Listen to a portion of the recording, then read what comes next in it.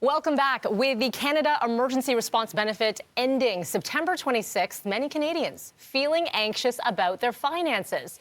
So, who do we call? Personal finance expert Bruce Sellery joining us this morning to discuss how to alleviate the anxiety, calm the thoughts, bring back a sense of maybe financial control if we can in our life. Are you? Yes, a big can we do that, Bruce? Good morning.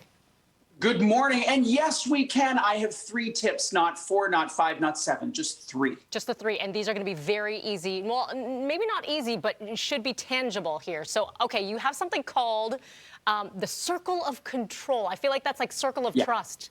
Almost. I had my graphics department come up with a very fancy graphic. So there's 3 circles. The circle of control, which is like paying your credit card on time. The circle of influence, which is the amount you pay on your credit card. And the circle of concern, which is things that are relevant, but you can't influence and you cannot control. And there is a lot that you can control. You can't control the stock market and the economy and none of that, but you can. Oh, look, you've got a prettier graphic than me. Prettier graphic than me. You can control which smartphone you have. You can control how much you spend on groceries. You can control whether or not you have a will. You can influence your income. You can influence whether you have insurance. But there is so much that you can't control. And so tip number 1 is focus on what you can control. And there's more of it than you might think. Okay, so you kind of really need to, listen, my husband's a fan of spreadsheets. I'm not, and I think you would probably get along famously with my husband. Do you recommend people do that? Actually, look at the numbers and plan it all out that way. Sure, but I also think most people are like you. And so I don't want to come across as someone who says the right way is the spreadsheet way. This is points for you in your next argument with your husband, is you can do some things very, very simply. So let's not make this complicated. I think what matters more than the spreadsheet is tip number 2, which is dealing with reality. So there's a lot of us in this pandemic who are like raging at what's going on in the world. It's like so frustrating. I shouldn't be that way. I don't deserve it to be this way. And yet this is the reality of the life that we're living in right now. Years ago, I was separating frozen salmon burgers, and rather doing it in a responsible way, I took the largest knife in the kitchen, put the knife in between the frozen salmon burgers, like, and in that moment, I realized I had a bit of a cut.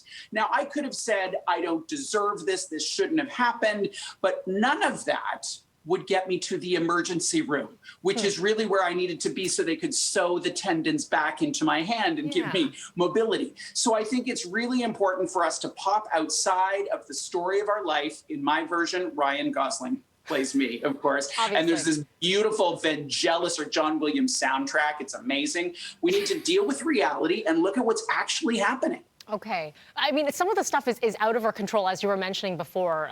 Let's say a job loss. So that reality we need to deal with and figure out our next steps, right? But all of that is easier said than done, some of these tips, right? So how do we process all of this when you feel overwhelmed? Yeah. Tip number 3 is take care of yourself. And I want to be very careful to point out there are people dealing with clinical mental health issues who need to be listening to our conversation, going online and figuring out what the resources are that they can tap into. CAMH, help phones, there's tons of stuff out there.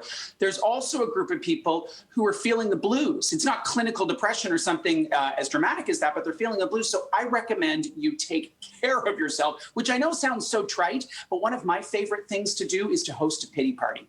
And you can do this on your own. You can do this with a group of friends on Zoom, and you want to like throw yourself into it. You want to take the entire tub of ice cream, not a bowl, the entire tub, and eat the entire tub wearing your trashiest pajamas. Like they need to be older, at least older than 10 years. If they're new, it just simply does not work. Who has new pajamas? Mine are like university wear of like sweatshirts. Those are my pajamas. Yes. Okay.